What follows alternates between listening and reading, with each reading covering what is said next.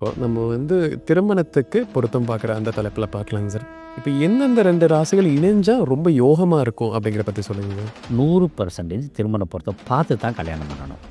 பார்க்காம கல்யாணம் பண்ணவங்க நல்லா இருக்காங்க. பார்த்துட்டு கல்யாணம் பண்ணவங்க நல்லா இல்லையே அப்படின்ற விவாதத்துக்கெல்லாம் தேவையில்லை. 12 பொருத்தங்கள், 16 பொருத்தங்கள், 10 பொருத்தங்கள். இது ஒவ்வொரு பொருத்தத்துக்கும் ஒவ்வொரு காரணங்கள் இருக்குது. இப்போ ஒருத்தரோட ஜாதகம் இருக்குது. ஜாதகத்துக்கு ஒரு குறிப்பிட்ட 6 வருட திருமண வாழ்க்கை, 7 வருட திருமண வாழ்க்கை, 9 வருட திருமண வாழ்க்கை, இப்படி எல்லா அமைப்புகளும் இருக்குது. 40 வருஷத்தழுதி நம்ம எடுக்கலாம். அதாவது 40 வருஷம் திருமண வாழ்க்கை இப்படின்னு லைஃப் லாங்காக கணவன் முன்னாடி போகிறது, மனைவி பின்னாடி போகிறது, அல்லது மனைவி முன்னாடி போயிட்டு கணவன் பின்னாடி போகிறது, எல்லாமே ஒரு ஜோதிடத்தை கண்டுபிடிக்க முடியும். அவன் பெண்ணோட நட்சத்திரத்துலேருந்து பையனோட நட்சத்திரம் ரெட்டப்படையாக வர்ற மாதிரி நம்ம எடுப்போம்.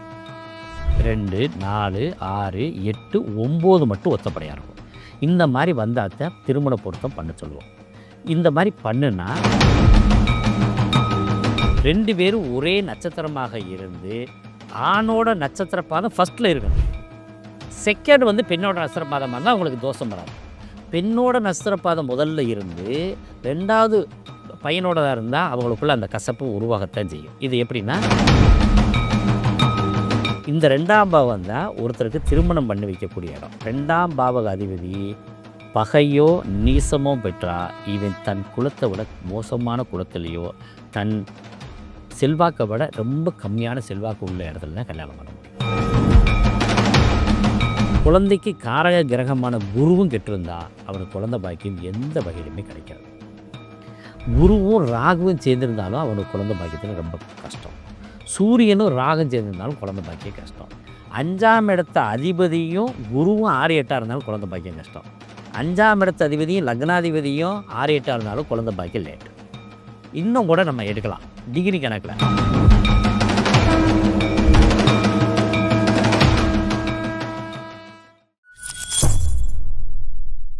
பக்தி பிளஸ் நேயர்கள் இருக்கும் வணக்கம். இன்று நம்மோடு இணைந்தவர் கணியரையா வந்திருக்காங்க. வணக்கம் சார். வணக்கம். சார், இப்போ நம்ம திருமணத்துக்கு பொருத்தம் பார்க்குற அந்த தலைப்பில பார்க்கலாங்க சார். இப்ப எந்தெந்த 2 ராசிகள் இணைஞ்சா ரொம்ப யோகமா இருக்கும் அப்படிங்கிறத பத்தி சொல்லுங்க சார். அதாவது திருமண பொருத்தத்தில் முதல்ல கிட்டத்தட்ட 64 பொருத்தங்கள் பார்த்தாங்க. அப்புறம் 32 பொருத்தங்கள் பார்த்தாங்க. அப்புறம் 16 பொருத்தங்கள் பார்த்தாங்க. அப்புறம் 10 பொருத்தம் பார்த்தோம். இப்போ வேறு வழியே இல்லாமல் 4 பொருத்தமாக இருந்தால் ஓகே அப்படின்ற கண்டிஷன் வந்திருக்கு. திருமண பொருத்தம் பார்க்குறது சரியா தப்பா அப்படின்ற ஃபஸ்ட்டு பற்றி தெரியுமா? 100% திருமண பொருத்தம் பார்த்து தான் கல்யாணம் பண்ணணும். பார்க்காம கல்யாணம் பண்ணவங்க நல்லா இருக்காங்க. பார்த்துட்டு கல்யாணம் பண்ணவங்க நல்லா இல்லையே அப்படின்ற விவாதத்துக்கெல்லாம் தேவையில்லை. 12 பொருத்தங்கள், 16 பொருத்தங்கள், 10 பொருத்தங்கள். இது ஒவ்வொரு பொருத்தத்துக்கும் ஒவ்வொரு காரணங்கள் இருக்குது. இப்போ ஒருத்தரோட ஜாதகம் இருக்குது. அவங்களுடைய ஜாதகத்தை பார்க்கும்போது இவங்களுடைய திருமண வாழ்க்கை சிறப்பாக இருக்குது, சிறப்பாக இல்லை, இவ்வளோ நாள் தான் ஓட முடியும், இவ்வளோ நாள் தான் ஓட்டுவாங்கன்னு 100% ஒரு நல்ல ஜோசியருக்கு தெரியும். ரைட்டுங்களா? அப்போ அந்த ஜோதிடத்தை தெரிஞ்சு அதனால் திருமணம் பண்ணாதீங்கன்னு எழுதியா கொடுக்க முடியும்? அம்மா அப்பா வருத்தப்படுவாங்க இல்லையா? அதனால் என்ன பண்ணுறோம், இறைவன்கிட்ட ஒப்படைக்கிறோம். எத்தனை பொருத்தங்கள் பார்த்துருந்தாலும், எத்தனை பொருத்தம் இருந்திருந்தாலும் இவங்களுக்கு 10 வருஷம் 12 வருஷம் தான் வாழ்க்கை. ஒரு உதாரணமாக சொல்கிறேன். ரிஷப ராசிக்கு துலா ராசிக்கு கல்யாணம் பண்ணால் 6 வருஷம் முடிஞ்சு 7ஆம் வருஷம் டைவர்ஸ் ஆகும். ஓ, ரைட்டுங்களா? ஒருத்தருக்கு இப்போ 2ஆம் இடத்த அதிபதி நீசம் பெற்று அந்த அதிபதி வாங்கின சாரனாவது நீசம் பெற்றா அவன் ஜாதியை விட்டுட்டு வேறு ஜாதியில் கல்யாணம் பண்ணலாம். இப்போ ஒரு சாதாரணமாக ஒரு 9th 10th படிக்கிற பொண்ணுக்கிட்ட பொண்ணோட ஜாதகத்தை கொடுத்து கேட்குறாங்க. படிப்பெல்லாம் எப்படி இருக்குன்னு கேட்டு எப்போதுமே பெரியவங்களுக்கு எப்போதுமே அடுத்தடுத்து நெக்ஸ்ட் விஷயங்களை கேட்குறது தான் ரொம்ப இன்ட்ரெஸ்ட்டு. அப்போ என்ன பண்ணாங்க, எப்படிங்க திருமண வாழ்க்கை இருக்குன்னு சொல்லும்போது இதை சொல்ல முடியுமா? படிப்பு போயிருமா இல்லையா? அதே மாதிரி இதையே மறைக்கிறது மாதிரி அவனோட ஆயுள் பலமும் எங்களுக்கு பார்க்க முடியும். ஒருத்தனோட ஆயுள் பலம் பார்க்க தெரியாமல் ஜோசியர் உட்காந்துருப்பாங்க. அப்போ ஆயுள் பலம் இவ்வளோ குறிப்பிட்ட நாளில் தான் இருக்குது. அதுக்கு பின்னாடி உன்னோட திருமண வாழ்க்கை நல்லா இருக்காது, அல்லது பிரிவினை விபத்து அப்படிலாம் இருக்கும். மிருகசீரிசம், சித்திரை, அவிட்டம். இதில் சித்திரையும் அவிட்டத்தையும் ஒரு நட்சத்திரத்துக்கு அதே நட்சத்திரத்தை இணைக்கவே கூடாது. தலையில் அடிபட்டு இறப்பா. ரைட்டுங்களா? அதே மாதிரி இந்த ஜாதகத்துக்கு ஒரு குறிப்பிட்ட 6 வருட திருமண வாழ்க்கை, 7 வருட திருமண வாழ்க்கை, 9 வருட திருமண வாழ்க்கை, இப்படி எல்லா அமைப்புகளும் இருக்குது. 40 வருஷத்தழுதி நம்ம எடுக்கலாம். அதாவது 40 வருஷம் திருமண வாழ்க்கை இப்படின்னு லைஃப் லாங்காக கணவன் முன்னாடி போகிறது, மனைவி பின்னாடி போகிறது, அல்லது மனைவி முன்னாடி போயிட்டு கணவன் பின்னாடி போகிறது, எல்லாமே ஒரு ஜோதிடத்தை கண்டுபிடிக்க முடியும். இப்போ 7 வருஷம் தான் திருமணம்னு ஒரு ஜாதகத்துக்கு இருக்குது. அப்ப இவனுக்கு திருமணம் பண்ணாதீங்க அப்படின்னு நம்ம அவங்க அம்மா அப்பாட்ட சொல்ல முடியாது. வேதனைகளும், துடிப்புகளும் அதிகமாயிரும். அப்ப என்ன செய்வோம்? இத விட பலமான ஜாதகம் கிடைக்கந்தட்டிக்கு வெயிட் பண்ண சொல்லுவோம். எப்படி? பையனோட ஆயுள் பலம் குறைவாக இருந்து, பெண்ணோட மங்கல பலம் அதிகமாக இருக்கிற பெண்ண பார்த்து கல்யாணம் பண்ணா ஓரளவுக்கு ஓடும். இது நாங்க எடுக்கிற முயற்சி. அந்த பெண் ஜாதகம் ஒண்ணு குடுக்கணும்ல? குடுக்க மாட்றாங்க. அப்ப கிடைக்கிற ஜாதகத்த பண்றாங்க. அப்ப நாம என்ன பண்ணுவோம்? மனிதன் மனிதனுடைய ஜாதகத்த நம்ம பார்க்குறோம். ஜோதிடன் வந்து அனுமானிப்பவன். இறைவனே தீர்மானிப்பவனாக நாங்க கருத ஆரம்பிக்கிறோம். அப்ப என்ன பண்றோம்? இறைவன்ட்ட குடுத்து நீங்க போய் பரிகாரம் பண்ணுங்க. அல்லது கோயில்ல திருமணம் பண்ணுங்க. இந்த தோசை விலகுறதுக்கு வாய்ப்பு கிடைக்கும். அப்படின்னு நாங்க என்ன பண்றோம்? அந்த பரிகாரங்கள் மூலியமா அவங்கள இது பண்றோம். அப்ப ஜோதிடத்துக்கு எல்லா ஜாதகமும் எப்படி இருக்குன்றது தெரிஞ்சு தான் நாங்க குடுக்குறோம். 20 வருஷம் வாழ்வாங்க. 21ஆவது வருஷம் உன் பொண்ணுக்கு கணவன் இருக்க மாட்டேன்னு சொல்ல முடியுமா?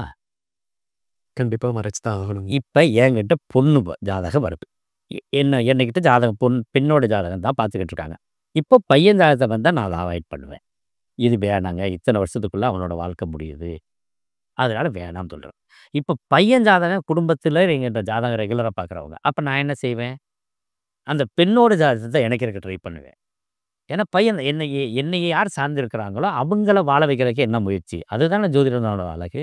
அப்ப இந்த முயற்சிகள்ல தான் நாங்க செஞ்சுகிட்டு இருக்கிறது. அது வெளிப்பார்வைக்கு தோல்வியாக தெரியும். காதல் திருமணம் நடக்குது. ரைட்டுங்களா? காதல் திருமணத்தில நட்சத்திரங்களே நெறைய இருக்கு. என்னங்க, பொதுவா வந்து ஆயில்ய நட்சத்திரம், பூர நட்சத்திரம், அனுச நட்சத்திரம் இந்த மாரி நட்சத்திரங்கள்லாம் அதிகப்படியா காதல் வயப்படக்கூடிய நட்சத்திரங்கள்ல அதிகப்படியானது இருக்கு. அதிலேயே பாதங்கள் வித்தியாசம் போது அரேஞ்ச் மேரேஜாகவும் மாறும். மீதி எல்லா நட்சத்திரங்களுக்குமே எந்தெந்த பாதங்கள் திருமணமாகும், காதல் திருமணமாகும் எங்களால எடுக்க முடியும். அப்போ ஒரு ஜாதகத்தில ஒரு கல்லூரிக்காக படிக்க கேட்க வர்றாங்க. அப்ப என்ன பண்ணாங்க, அந்த கல்லூரிக்கு அனுப்புனா, இவங்க எப்படி திருமண வாழ்க்கை இருக்கும்? அப்படின்னு கேட்கும்போது, நான் எப்படி சொல்ல முடியும்? அப்ப கல்லூரிக்கு அனுப்ப மாட்டாங்க இல்லையா? அப்ப அதெல்லாம் ஒண்ணும் பயப்படாதீங்க. நீங்க தைரியமா அனுப்புங்கன்னு சொல்றோம். அங்க போய் காதல் வயப்படுறாங்க. அப்ப நீங்க சொன்னீங்களே அப்படின்னாக்கா, நம்ம என்ன பண்றது? அங்க நாங்க பின்னாடி நோட் பண்ணி வச்சிருப்போம். இதுதான் சூழ்நிலை. இந்த தசாபுத்தியிலிருந்து இந்த தசாபுத்திக்குள்ள இவங்க காதல் வயப்படுவாங்க. இந்த பிரச்சனை வரும். அப்போ ஒரு சில விஷயங்கள மறைச்சு நாங்க கெட்ட பேர் வாங்கிக்கிறோம். அத நாங்கன்னா நான் இல்ல. எங்க மாரி பெரிய ஜோதிடர்கள், நல்ல ஜோதிடர்கள்லாம் கெட்ட பேரு வந்தாலும் பரவாயில்லைன்னு தான் போய்க்கிட்டு இருக்கா ஒழிஞ்சு, திருமண பொருத்தம் 100% பார்த்து பண்ணணும். அத விளக்கமாவே நான் சொல்றேன். தினப்பொருத்தம்னு ஒண்ணு பார்ப்போம். அதுக்கு பேரு சம்பத்து. அதாவது எல்லா சம்பத்தும் கிடைக்கும். கணவன், மனைவி ஒற்றுமை எல்லாம் இருக்கும். ரைட்டுங்களா? இந்த நிகழ்ச்சியில பார்த்துக்கிட்டு இருக்கவங்க, பெண்ணோட நட்சத்திரத்திலருந்து பையனோட நட்சத்திரம் வந்து ரெட்டப்படையா வர்ற மாரி நம்ம எடுப்போம். 2, 4, 6, 8, 9 மட்டும் ஒத்தப்படையா இருக்கும். இந்த மாரி வந்தாத்தான் திருமண பொருத்தம் பண்ண சொல்லுவோம். இந்த மாரி பண்ணுனா, அவங்களுக்கு கேஷுவலா, ஆஸ் யூசுவலா அந்த ஜாதகத்தில என்ன மாரி வாழ்க்கை இருக்கோ, அது மாரி வாழ்ந்துகிட்டு இருப்பாங்க. இதில 3வது நட்சத்திரம், 5வது நட்சத்திரம், 7வது நட்சத்திரத்த திருமணம் பண்ண வேணாம்னு சொல்லுவோம். ஆனா, இந்த நிகழ்ச்சிய பார்த்துக்கிட்ட எல்லாருமே பண்ணியிருக்கவங்கலாம் நெறைய பேர் இருப்பாங்க. அவங்க வாழ்க்கை எப்படி இருக்கும் தெரியுமா? இந்த பெண்ணுக்கு 3ஆம் நட்சத்திரத்தில கல்யாணம் பண்ணியிருக்கு. அவ மேல ஆசைன்னா ஆசை, பேராசைப்படுவா அந்த கணவன் மேல. ரொம்ப பிரியமா இருப்பா. அதாவது ஒரு சாப்பாடு சாப்பிடணும்னா கூட, அவன் சாப்பிட்ட பின்னாடி சாப்பிடணும்னு ஆசைப்படுவா. அல்லது அவன் சாப்பிட வச்சு, அத ரசிச்சு பார்த்துக்கிட்டு பட்னியா கூட கிடப்பா. அவ்வளவு பாசம் மிக்கவள, இவன் போடின்னு உதாசீனப்படுத்திட்டு போயிருவான். இந்த 3ஆம் நட்சத்திரம், 5ஆம் நட்சத்திரம், 7ஆம் நட்சத்திரம். அதாவது இந்த நட்சத்திரம் பெண்ணாக இருந்து, அதாவது பெண்ணோட நட்சத்திரத்திலருந்து ஆணோட நட்சத்திரம் எண்ணி வரும்போது 3, 5, 7 அப்படி வர்றது. அப்ப இதுக்கு அடுத்து என்ன நடக்கும்? ரொம்ப பிரியமா இருக்கா. அப்ப பிரியமா இருக்கவள, இவன் பயங்கரமா உதாசீனப்படுத்தா. இதுக்கு முன்னாடி பார்த்தீங்கன்னா, இவன் வாழ்க்கையில திருமணம் ஆனவுடனே வேலை வெட்டிக்கெல்லாம் போவாங்க, பிசினஸ்லாம் பண்ணுவாங்க. ஒரு காலகட்டத்தில அப்படியே டெட் எண்டுக்கு வந்துரும். அந்த வேலை, பிசினஸ் எல்லாமே. எப்படின்னா, அத வந்து ரிசைன் பண்ணிருவா. இந்த பொண்டாட்டி கூடயே உட்காந்துக்கிட்டு இருக்க மாரி ஒரு வாழ்க்கை அமைஞ்சிரும். அப்ப என்ன ஆகும்னு கேட்டீங்கன்னா, இது கணவனும், மனைவியும் ஒரே வீட்ல இருக்கலாம். தப்பில்ல. எனி டைம் இருந்தா, இவள போட்டு டார்ச்சர் பண்ணிக்கிட்டே இருப்பா. "நீ அத சமையல் பண்ணு, இத பண்ணு, அல்லது இந்த வேலை செய், நீ இப்படி தலை சீவு, நீ இப்படி இருக்கணும், இப்படி உட்காரணும்." அப்படின்னு ஒரு கணவன் வந்து மனைவிய பார்த்து பண்ணிக்கிட்டு இருந்தா, அவளோட வாழ்க்கை எப்படி ஆகும்? இரிட்டேட்டிங்கா போய் முடியும். அதனால தான் 3ஆம் நட்சத்திரம், 5ஆம் நட்சத்திரம், 7ஆம் நட்சத்திரத்த கல்யாணம் பண்ணக்கூடாதுன்றது. இவங்க வாழ்க்கை நீங்க பார்த்துக்கிட்ட நிகழ்வுல பார்த்துக்கிட்டு இருக்க எந்த நேயர்களா இருந்தாலும் பாருங்க. இந்த 3ஆம் நட்சத்திரம், 5ஆம் நட்சத்திரம், 7ஆம் நட்சத்திரம் கல்யாணம் பண்ணவங்க, ஒரு 10, 20 வருஷத்திலேயே அவங்களுடைய வாழ்க்கை வந்து சாதாரணமா போகும். 30 வருஷம் கூட போயிருது. அதில நெறைய பேருக்கு அரசு அதிகாரிகளே வேலைக்கு கணவனா கிடப்பாங்க. அரசு அதிகாரிகள் அல்லது மிகப்பெரிய உத்தியோகத்தில இருக்கவங்கள கல்யாணமா இருக்கலாம். ஆனா அந்த உத்தியோகம் ஒரு குறிப்பிட்ட காலத்தில அப்படியே டெட் எண்ட்ல போய் முடிஞ்சிரும். அதுக்கு பின்னாடி இவரு எந்த வேலைக்குமே போமாட்டார். வீட்லயே உட்காந்துருப்பார். அல்லது வீட்ல இருந்து வேலை செய்ற மாரி இவங்க உட்காந்துக்குவாங்க. அது வந்து ஒருத்தர் 24 மணி நேரம் பார்த்துக்கிட்டு, குடும்பத்தில ஒரு மன நிம்மதி இல்லாம வாழ்க்கை அமையக்கூடாதுன்றக்காண்டி தான், இந்த 3ஆம் நட்சத்திரம், 5ஆம் நட்சத்திரத்த இணைக்கக்கூடாதுன்னு சொல்றதுக்காக. அடுத்தது, ஒவ்வொரு நட்சத்திரத்துக்கும் அவங்களுக்கு 3வது ராசி வந்து ரொம்ப விசேஷமா காதல் வயப்படுவாங்க. இப்ப ஆயில்யத்த எடுத்துக்கோ. கிருத்திகை நட்சத்திரத்த காதலிக்கக்கூடாது. சதய நட்சத்திரத்த காதலிக்கக்கூடாது. பூராடத்த காதலிக்கக்கூடாது. ஆனா இதுதான் செட் ஆகும். ஏன்னு கேட்டீங்கன்னா, இதில தான் போய் மாட்டிக்கிறது. இப்படி ஒரு சில நட்சத்திரங்கள்லாம் இருக்கு. அதே மாரி எது விரும்பி திருமணம் பண்ணலாம்னா, இவங்க நட்சத்திரத்தில இருந்து அல்லது இவங்க ராசியில இருந்து 3ஆம் ராசிய விரும்பி திருமணம் பண்ணலாம். அது நல்ல திருமணமாக அமையும். அதே மாரி 7வது ராசிய திருமணம் பண்ணலாம். அது ரொம்ப சிறப்பாக.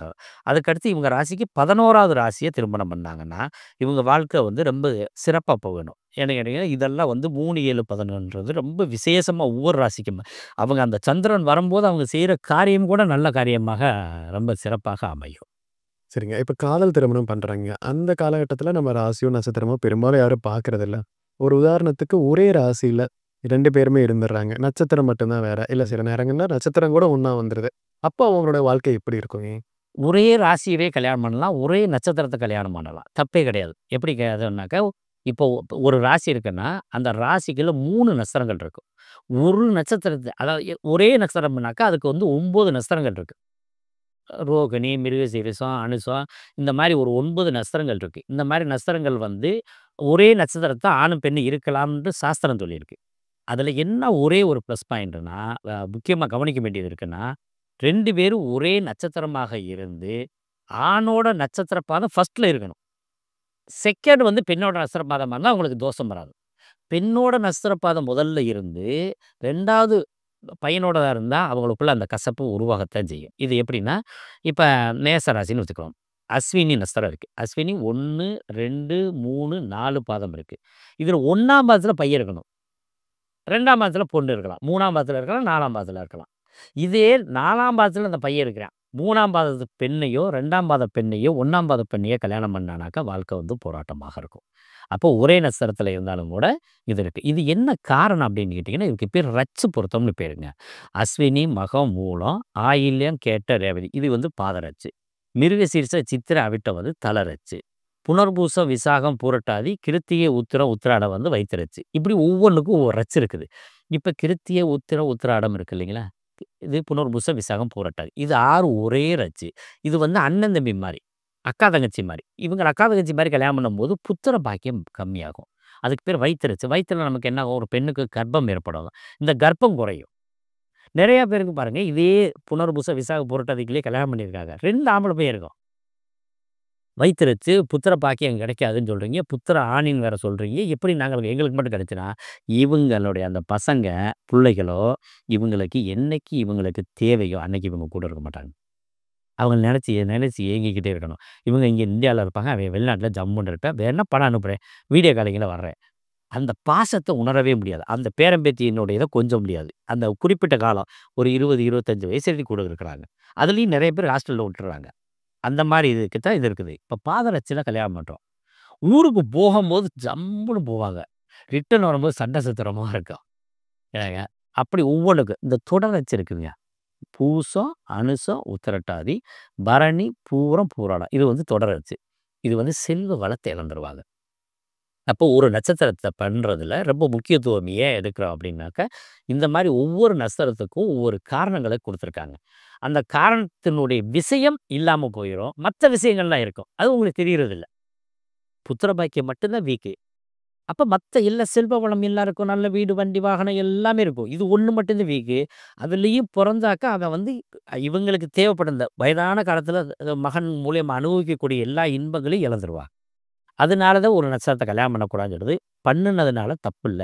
அதுல 9 நட்சத்திரங்கள 3, 9ஆ பிரிச்சிருக்கிறோம். ஒரே நட்சத்திரத்த பண்ணலாம். அது வந்து ஒரு 9 செட் இருக்கு. மத்தியமமா இருக்கு. பண்ணுனாலும் பரவால்ல. பண்ணாம இருந்தீங்கன்னா பெஸ்ட்டு அப்படின்னு சொல்ற மாரி ஒரு 9 பண்ணவே கூடாது அப்படின்றது இருக்குது. இந்த ராட்சச நட்சத்திரங்கள் அதுல வந்து முக்கியமா வந்துரும். அந்த மாரி நட்சத்திரங்கள மட்டும் பண்ணுனாக்க, கட்டாயம் அதுக்குரிய வழிபாடுகள் அல்லது பரிகாரங்கள செஞ்சுக்கிட்டா ரொம்ப சிறப்பு. அதே மாரி ராசிகளுமே இருக்குங்க. இப்ப ரிஷப ராசிக்கு வந்து துலா ராசி கல்யாணமே பண்ணக்கூடாது. ஒரு ஒரு சின்ன விஷயம் பாருங்க. இப்ப ரிஷப ராசி பையன், துலா ராசி பெண்ணு. இவங்கள கல்யாணம் பண்ணா ஒரு 6, 7 வருஷத்துக்கு மேல திருமண வாழ்க்கை திருப்தி அடையறதில்ல. இப்ப பையன் வந்து வேற ராசி. கல்யாணம் பண்ணக்கூடிய ராசி தான். பொண்ணு வந்து துலா ராசி. மாமியாரு ரோஹிணி நட்சத்திரம்னு வச்சுக்கங்க. ரிஷப ராசியில மாமியார் இருக்காங்க. அந்த வீட்டுக்குள்ள கல்யாணம் பண்ணக்கூடாது. சரிங்க. இதெல்லாம் நீங்க இந்த நிகழ்வ பார்த்துக்கிட்டு இருக்கவங்களுக்கு புரியும். அவங்க சம்பவம் நடந்ததெல்லாம். அவ்வளவு முக்கியம் இருக்கு இந்த திருமண பொருத்தத்தில. அப்போ ஒவ்வொரு நட்சத்திரத்தில இன்னொன்னு என்னன்னு கேட்டீங்கன்னா, ஒரே ராசிக்குள்ள 3 நட்சத்திரங்கள் இருக்கு. நீங்க 2வது ஒரு கேள்வி கேட்டீங்க. அஸ்வினி, பரணி, கிருத்திகை. இதுல இந்த பரணி நட்சத்திரத்த பொண்ணாக இருந்து அஸ்வினி ஆணாக இருந்தா கல்யாணம் பண்ணலாம். அதாவது அந்த நட்சத்திரத்துக்கு பின்னாடி நட்சத்திரமா இருக்கணும் பெண்ணுக்கு.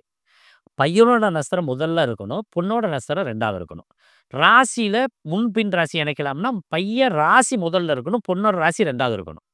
ஓ! இப்படியெல்லாம் கரெக்ட்டா பார்த்து திருமணம் பண்ணாக்க, என்ன ஒரு இதுனாக்க, அவங்க வாழ்க்கையில ஜாதகத்தில என்ன கண்டிஷன் இருக்கோ, அத பூரா அனுபவிக்கிற யோகங்கள் கிடைச்சிரும். இல்லைன்னா அனுபவிக்கிற யோகங்கள் கிடைக்காது. இன்னொரு விஷயம் பாருங்க. சஷ்டாசக தோஷம்னு ஒண்ணு இருக்கு. வதம் வைநாசிகம்னு ஒண்ணு இருக்குது. சஷ்டாசக தோஷம்னு சொல்றேன். இப்ப மீன ராசி பெண் அல்லது ஆண். துலா ராசி பையனோ, பொண்ணோ. இப்ப நம்ம வந்து மீன ராசி பெண்ணுன்னு வச்சுக்குருவோம். துலா ராசி ஆணுன்னு வச்சுக்குருவோம். ரைட்டுங்களா? இந்த மீன ராசி வந்து குரு. துலா ராசி வந்து சுக்கிரன். குருவுக்கும் சுக்கிரனுக்கும் பகை. அப்ப இந்த சஷ்டாசகம் என்ன ஆகும்னா, கல்யாணம் பண்ணா வாழ்நாள் முழுதும் போராடிக்கிட்டே இருப்பாங்க. ஆனா பிரிவினை வராது. சரிங்க. புரிதலைங்களா? பிரிவினை வராது. ஆனா வீட்டுக்குள்ள மத்ததெல்லாம் நல்லா இருக்கும். கணவன் மனைவி மட்டும் தான் சண்டை போடுவாங்க. குழந்தை பாக்கியம் நல்லாருக்கும். வீடு கட்டுவாங்க, வாசல் கட்டுவாங்க. எல்லாமே ஓகே. ஒரு சிலருக்கு இந்த கல்யாணம் பண்ணும்போது என்ன சொத்து பத்தினுடைய மதிப்பு இருந்துச்சோ, அதே மதிப்புல இருக்கும். இந்த சஷ்டாசகத்துல கல்யாணம் பண்ணோம்னா. அதுக்கு மேல வளர்ச்சி கிடைக்காது. சுப சஷ்டாசகம்ன்னு இருக்கு. அதாவது 6, 8 ராசி. மிதுனமும் மகரமும் கல்யாணம் பண்ணலாம். இப்ப சிம்மமும், மகரமும் கல்யாணம் பண்றதுக்கு வாய்ப்பு இருக்கு. ஆனா 2 பேருக்கும் பகை மிருகங்கள், அதாவது பகை கிரகங்கள்ன்றதுனால வளர்ச்சி மேலோகாது.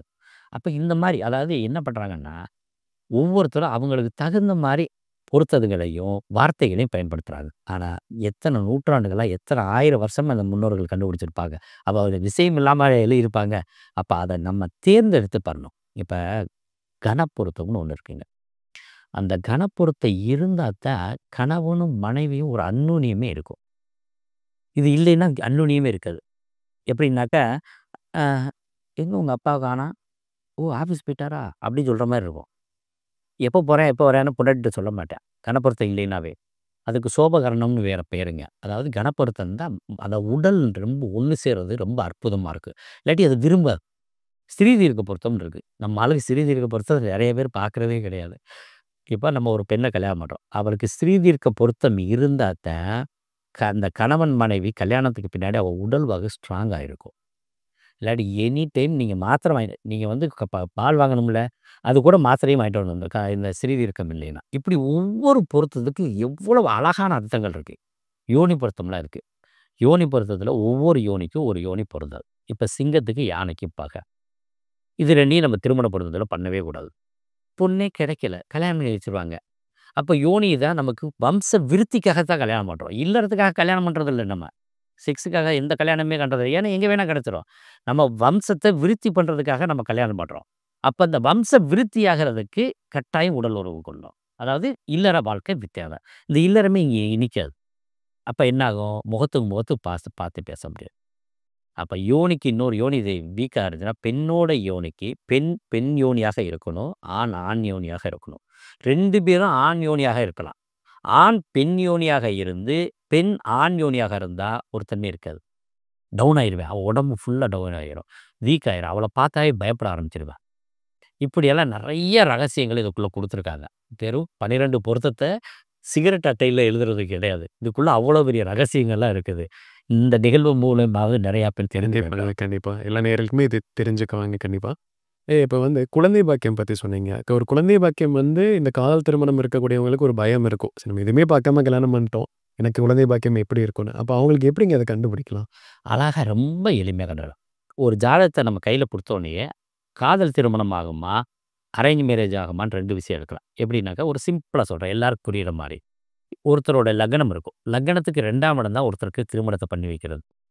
உங்க நிகழ்ச்சியிலே எல்லாருமே 7ஆம் பாவத்தையே சொல்லிக்கிட்டு இருப்பாங்க. இல்லையா? நெறைய பேர் நம்ம என்ன பண்றோம், 7ஆம் பாவத்த மட்டும் எடுப்போம். 7ஆம் பாவகம் என்பது கணவன் எப்படி இருப்பா, மனைவி எப்படி இருப்பா அப்படின்றது தான். இவங்க வர்ற வழி எந்த வழி அப்படின்றதுக்கு 2ஆம் பாவம் தான். இந்த 2ஆம் பாவம் தான் ஒருத்தருக்கு திருமணம் பண்ணி வைக்கக்கூடிய இடம். 2ஆம் பாவக அதிபதி பகையோ, நீசமோ பெற்றா, இவன் தன் குலத்த விட மோசமான குலத்திலயோ, தன் செல்வாக்க விட ரொம்ப கம்மியான செல்வாக்கு உள்ள இடத்துல தான் கல்யாணம் பண்ண முடியும். தந்தை, தாயினால கல்யாணம் பண்ணி வைக்க முடியாது.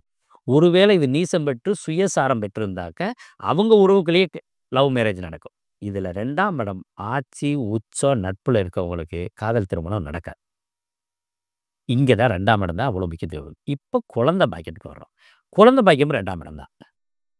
5ஆம் பாவகம் எதை சொல்லுதுன்னா, அவனுக்கு எப்படியா குழந்தை பிறக்க போகுது அப்படின்றத சொல்றது. 2ஆம் பாவகம் தான் இவனுக்கு குழந்தை எப்ப பிறக்கும்னு சொல்றது. அப்ப 5ஆம் பாவக அதிபதி நல்ல நட்பு வீட்ல இருந்தா, அவன் எந்த கஷ்டமும் பட வேண்டியதில்ல. அதுவே ஆட்டோமேட்டிக்கா குழந்தை பாக்கியம் கிடைக்கும். 5ஆம் பாவக அதிபதி கெட்டுரு. 2ஆம் பாவக அதிபதியும் கெட்டு, இந்த குழந்தைக்கு காரக கிரகமான குருவும் கெட்டிருந்தா, அவனுக்கு குழந்தை பாக்கியம் எந்த வகையிலுமே கிடைக்காது. குருவும், ராகுவும் சேர்ந்திருந்தாலும் அவனுக்கு குழந்தை பாக்கியத்துல ரொம்ப கஷ்டம். சூரியனும், ராகும் சேர்ந்திருந்தாலும் குழந்தை பாக்கியம் கஷ்டம். 5ஆம் இடத்த அதிபதியும், குருவும் 6, 8ஆ இருந்தாலும் குழந்தை பாக்கியம் கஷ்டம். 5ஆம் இடத்த அதிபதியும், லக்னாதிபதியும் 6, 8ஆ இருந்தாலும் குழந்தை பாக்கியம் லேட். இன்னும் கூட நம்ம எடுக்கலாம். டிகிரி கணக்குல சூரிய 12 ராசியில சூரியன் எந்த ராசியில நிக்கிறான்னு பார்க்கணும். அந்த ராசியினுடைய ஸ்புடத்த எடுக்கணும். சந்திரனோட ஸ்புடத்த எடுக்கணும். 2யும் 5ஆல பெருக்கணும். அதாவது சூரியனோட ஸ்புடம் 5ஆல பெருக்கிறது. சந்திரனோட ஸ்புடம் 5ஆல பெருக்கி இந்த 2யும் டோட்டல் பண்ணி, சந்திரன் நிக்கிற ஸ்புடத்த பெருக்காம அந்த அந்த ஸ்புடத்தினுடைய இத மட்டும் நம்ம இந்த ஸ்புடத்துல கழிச்சு, எந்த டிகிரி வருதுன்னு பார்க்கணும். 360க்கு மேல வந்துருச்சுனாக்க, 360ஆல கழிச்சுட்டு, மீதி எப்படி வருதுன்னு பார்க்கணும். வந்துடுச்சுன்னா, அந்த டிகிரிய வந்து இப்ப பிரதமைக்கு 0ல வந்து 12 டிகிரி பிரதமை. துதியைக்கு 12 to 24. திருதியைக்கு 24 to 36. இப்படி நம்ம திதி கணக்கு வருது இல்லையா? அந்த டிகிரிய கொண்டாந்து, அந்த திதி எந்த திதியில வந்து அந்த டிகிரி உட்காருதோ, அதுல வந்து அஷ்டமி, நவமி, சதுர்த்தி, சதுர்த்தசி இந்த மாரி திதிகள்ல உட்காராம இருந்தா, அவனுக்கு உடனே குழந்தை பாக்கியம். இந்த மாரி திதிகள்ல உட்கார்ந்திருந்தாக்க குழந்தை பாக்கியம் ரொம்ப லேட் ஆகும். இப்படியெல்லாம் நம்ம கண்டுபிடிக்கலாம். பொதுவா வந்து 2ஆம் பாவக அதிபதி தசா புத்தி எப்ப ஆரம்பிக்குதோ, அந்த டேட்ல குழந்தை பாக்கியம் உறுதியாக கிடைக்கும். இப்ப கோச்சாரத்திலயும் நம்ம நடக்கலாம். ஜனனகால குரு மேல கோச்சார ராகு எப்ப பயணப்படுறாரோ, அப்போ உறுதியா குழந்தை கிடைக்கும். இப்போ ஒரு சில நபர்களுக்கு வந்து குழந்தை பாக்கியம் வந்து எதார்த்தமாகவே தந்தையோட ராசி வந்து அவங்களுடைய குழந்தைகளுக்கு வருது. சில இடத்துல தாயோட ராசி வந்து அவங்களுடைய குழந்தைகளுக்கு வருதுங்க. ம். அப்ப எல்லாருக்கும் ஒரு பயம் இருக்கு. இப்ப என்னோட ராசியும், குழந்தையோட ராசியும் ஒரே மாரி இருக்கிற பட்சத்துல ஒண்ணா இருக்கக்கூடாதோ, ஹாஸ்டல்ல கொண்டு போய் விடணுமோ, அந்த மாரி எல்லா உறவினருக்குமே ஒரு பயம் வருதுங்க. அப்போ அவங்களுக்கு என்னங்க உண்மையான பலன் என்னவா இருக்கும்? உண்மையிலேயே அது பலன் உண்மைதான். எப்படின்னு கேட்டீங்கன்னா, 27 நட்சத்திரத்துக்கும், ஒவ்வொரு நட்சத்திரத்துக்கும் ஒவ்வொரு பாதங்கள் வந்து தந்தைக்கு தோஷம் தரும் பாதங்கள் 1. 2வது தாய்க்கு தோஷம் தரும் பாதங்கள். தாய் மாமனுக்கு தோஷம் தரும் பாதங்கள். தாத்தாவுக்கு தோஷம் தரும் பாவங்கள். குழந்தைக்கே தோஷம் தரும் பாதங்கள்னு இருக்கு. இந்த மாரி ஒரு ஷெட்யூல் இருக்கு.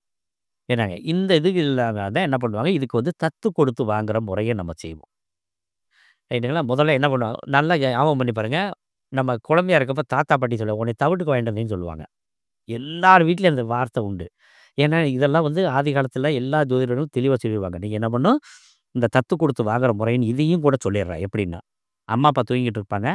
தாத்தா அதான் தாத்தா அதான் அம்மா, அப்பாவோட அந்த குழந்தையோட தாத்தா, பாட்டி என்ன பண்ணாங்க, அந்த குழந்தை தூங்கிக்கிட்டு இருக்கும்போதே இந்த குழந்தைய அம்மா, அப்பாவுக்கு தெரியாம எடுத்துட்டு வந்துருவாங்க. எடுத்துட்டு வந்துட்டு நம்ம இந்த அயர்ன் பண்றவங்கலாம் இருக்காங்க இல்லையா? இந்த துவைக்கிறவங்க, அயர்ன் பண்றவங்க ஏதாவது ஒரு வீட்ல கொண்டு போய் அந்த குழந்தைய விட்டுருவாங்க. இவங்க எந்திரிச்சதுலருந்து தேட விடுவாங்க.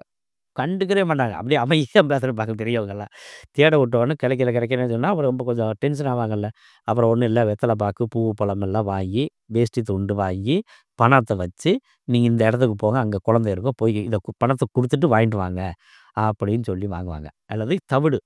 அன்னைக்கெல்லாம் தவிடு குடுத்தாவே போதும். அந்த காலத்துல இருந்து இந்த பழக்கம் இருக்குது.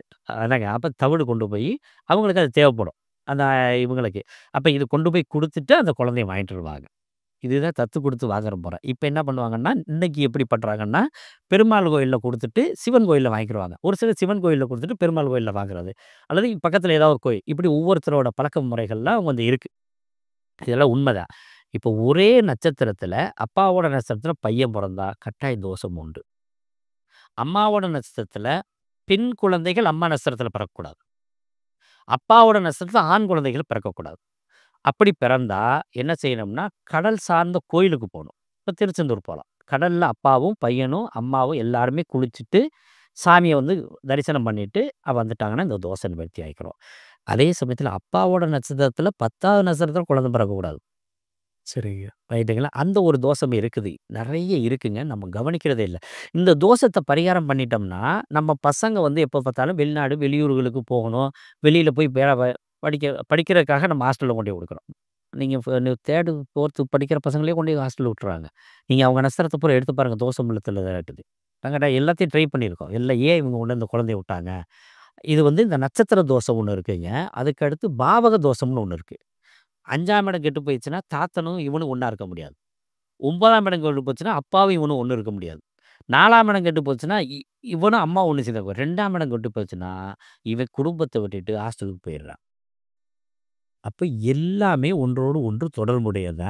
இத முன்னெச்சரிக்கையா பார்த்துட்டு, அதுக்குரிய வழிபாடுகளோ, இறை வழிபாடுகளோ, அது பரிகாரமோ செஞ்சுட்டோம்னா, இந்த தோஷ நிவர்த்தியாகி அவங்க கூட வர்றதுக்கு ஒரு வாய்ப்பு இருக்கும். அப்ப இந்த பரிகாரம் ரொம்ப முக்கியம் பாருங்க. பரிகாரம் பலிக்குதா? பலிக்கலையா?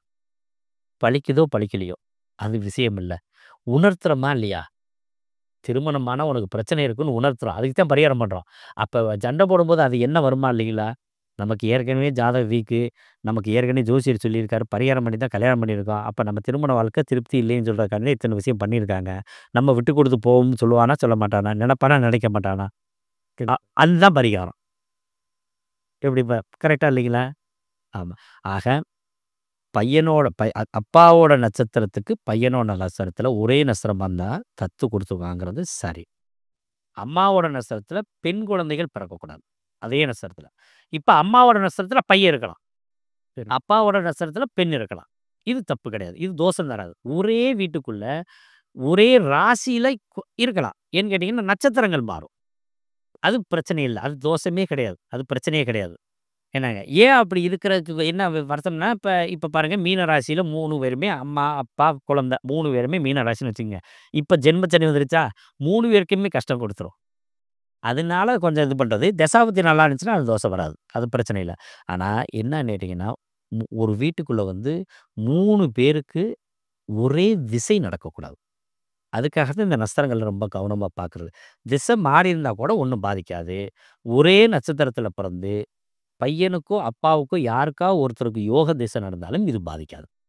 சரி. விதிவிலக்கு நெறைய இருக்கு. ஆனா கட்டாயம் செக் பண்ணிக்கிறது சரியே. கண்டிப்பாங்க. இப்ப இந்த திருமணத்துக்கு வந்து திசா சந்திப்புன்னு ஒரு விஷயம் சொல்றாங்க. ஆமா. அது எந்த அளவு முக்கியம்ங்க? ஆமா. கட்டாயம் தசாசந்திப்பு ரொம்ப முக்கியம். அத விட விடுதிசைன்னு ஒரு பிரச்சனை ஒண்ணு இருக்குது. என்னங்க தசா சந்திப்புனா என்னன்னு கேட்டீங்கன்னா, இப்போ ஒருத்தருக்கு சுக்கிர திசையில குரு புத்தி பையனுக்கு. பொண்ணுக்கும் சுக்கிர திசையில குரு புத்தி. அப்ப அந்த குரு புத்தி சந்திக்குது. தசாநாதனும் சந்திப்பு இருக்கு. புத்திநாதனும் சந்திப்பு இருக்கு. இப்ப குரு திசையில சுக்கிர புத்தி பையனுக்கு நடக்குது. பொண்ணுக்கு சூரிய திசையில குரு புத்தி நடக்குது. இந்த குரு புத்தி 2 பேத்துக்கும் ஒண்ணா வருதா? அதாவது ஆணுக்கு நடக்கிற புத்தியும், பெண்ணுக்கு நடக்கிற புத்தியும் ஒரே புத்தியாக நடந்தா அதுக்கு பேரு தசா சந்திப்புன்னு பேரு. ஒரே திசை 2 பேருக்கு ஈவனா வரக்கூடாது. அப்படி வந்துருச்சுன்னா, இதுக்கு ஏதாவது விதிவிலக்கு இருக்குன்னாக்க, ஒரு பெண்ணுக்கோ, ஒரு பையனுக்கோ ஒரு திசை நடக்குது. ஒரு 1 1/2 வருஷம், 2 1/2 வருஷம் வித்தியாசத்தில இன்னொரு திசை நடந்துச்சுன்னா பிரச்சனை கிடையாது. அதாவது அதே திசை. வித்தியாசம் இருக்கணும். புத்திநாதன் வித்தியாசம் இருக்கணும். இப்ப ஒருத்தருக்கு சுக்கிர திசையில சூரிய புத்தி. பொண்ணுக்கு வந்து சூரிய புத்தி முடிஞ்சு, சந்திர புத்தி முடிஞ்சு, செவ்வா புத்தி வந்துகிட்டு இருக்கு. அது கல்யாணம் பண்ணிக்கலாம். ரைட்டா? விடு திசைன்னு ஒண்ணு இருக்கு. எப்படி திசைன்னா, இப்போ ஒருத்தருக்கு சந்திர திசை பையனுக்கு நடந்து முடிய போகுது. முடிஞ்சதுக்கு பின்னாடி 11 மாசத்துக்குள்ள அந்த பொண்ணுக்கு சந்திர திசை ஆரம்பிச்சா, படாத பாடு படுவாங்க. இது ஒரு பெரிய சிக்கல். இதுக்கு பேரு விடுதிசை. திசா சந்திப்பும் இணைக்கக்கூடாது. விடுதிசையும் இணைக்கக்கூடாது. ஒருவேளை திசா சந்திப்பு இணைக்க வேண்டிய சூழ்நிலை இருந்தா, யாராவது ஒருத்தருக்கு அதுக்கு பின்னாடி 6, 8, 12 குடையவர்களாக அவர்கள் வராம இருந்துட்டா, போதும் இணைச்சுக்கலாம். 2 பேருக்கும் ஏன்னா 2 பேருக்கும் ஒரே நேரத்தில ஏதோ ஒரு நேரத்தில 8ஆம் இடத்து அதிபதி திசை வந்துரும். ஒருத்தருக்கு 8 குடையன் திசை, ஒருத்தர் 6 குடையன் திசைன்னா, அங்க சண்டை சச்சரவு, பிரச்சனைகள், எல்லாம் நடக்கும். அதனால தான் அது வேணாம்னு சொல்றதுக்கு காரணம். ஏன்னு கேட்டீங்கன்னா, ஒரே மாரி கேரக்டர் வரும். ஆ பையனுக்கும், பொண்ணுக்கும் ஒரு 1 1/2 அல்லது 2 வருஷம் வித்தியாசம் இருந்துட்டாக்கா, அந்த புத்திநாதன் மாறிட்டா கூட அந்த தசை வந்து பிரச்சனை தராது. கல்யாணம் பண்ணலாம். சரிங்க. இப்ப நம்ம திருமணம் சார்ந்து நெறைய விஷயங்கள் பேசினோம். கண்டிப்பா நம்ம நேயர்களுக்கு இதுல ஒரு நெறைய புரிதல் ஏற்பட்டிருக்கும். மீண்டும் ஒரு பதில் சந்திக்கலாம். ரொம்ப நன்றிங்க. நன்றிண்ணா.